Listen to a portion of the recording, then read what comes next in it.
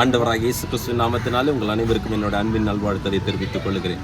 India ஒரு பறந்து விரிந்த தேசம். சுவிசேஷம் இந்தியாவிற்குள் கடந்து வந்து 2000 வருடங்கள் கடந்துவிட்ட போதிலும் இன்றைக்கும் பல பாகங்களுக்கு சுவிசேஷம் சென்றடையவில்லை. எடுக்கப்படுகிற முயற்சிகள் பலவாக இருந்தாலும் ஏனோ அதனுடைய தாக்கங்கள் பெரிதாக காணப்படவில்லை.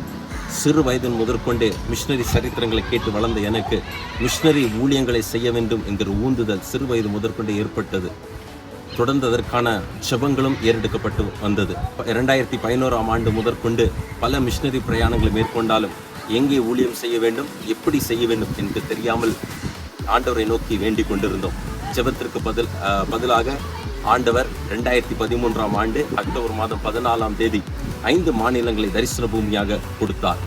ராஜஸ்தான், இமாச்சல் பிரதேசம், ஹரியானா, உத்தராகண்ட் மற்றும் ஜம்மு காஷ்மீர். அந்த மாநிலங்களிலே நாங்கள் ஊழியங்களை பார்வையிடுதல், மிஷினரிகளை உற்சாகப்படுத்துதல், சுதேச ஊழியர்களை எழுப்ப வேண்டும் என்கிற ஊந்துதல் மாத்திரம் எங்களுக்கு தொடர்ந்து கொண்டிருந்தது. ஊழியத்திற்கு காஸ்பல் ப்ரொக்ளைமிங் ரிவைவல் மிஷன், சுவிசேஷ பிரகடனை எழுப்புதல் இயக்கம் என்கிற பெயரையும் சூட்ட கர்த்தர் அடியார்களுக்கு உதவி செய்தார். தொடர்ந்து பணித்தளங்களுக்கு செல்லுதல், ஊழியங்களை பார்வையிடுதல், ஊழியர்களை உற்சாகப்படுத்துதல் என்கிற ஊழியங்களை தொடர்ந்து நாங்கள் செய்து கொண்டிருந்தோம். 2018ஆம் ஆண்டு மே மாதம் 24ஆம் தேதி முறைப்படி அரசாங்கத்தில் இவ்வூழியத்தை பதிவு செய்யும் கர்த்தர் உதவி செய்தார். GPRM ஊழியத்தின் மிக முக்கியமான குறிக்கோள்கள் என்னவென்றால், சுதேச ஊழியர்களை உருவாக்குதல், அவர்களை மறுபடியும் அவர்களுடைய சொந்த ஜனங்களுக்கு அனுப்புதல், சபைகளை ஸ்தாபித்தல், இறுதியாக மணவாளனாம் கிறிஸ்து இயேசுவுக்கு ஏற்ற மணவாட்டியாய் சபையை ஆயத்தப்படுத்தல் போன்ற பணிகளே.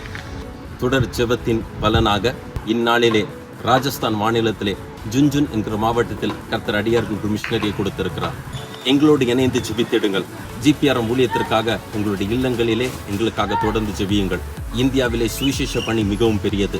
எங்களோடு சேர்ந்து ஊழியத்தில் பணியாற்ற உங்களை அன்புடன் நாங்கள் அழைக்கிறோம். கர்த்தர் நம்மை கொண்டு இந்திய தேசத்தை சுவிசேஷ ஒளியினால் சந்திப்பதற்கு அவர் ஆயத்தமாயிருக்கிறார். இயேசு கிறிஸ்துவின் நாமத்தினாலே நாம் ஒன்றுபடுவோம்.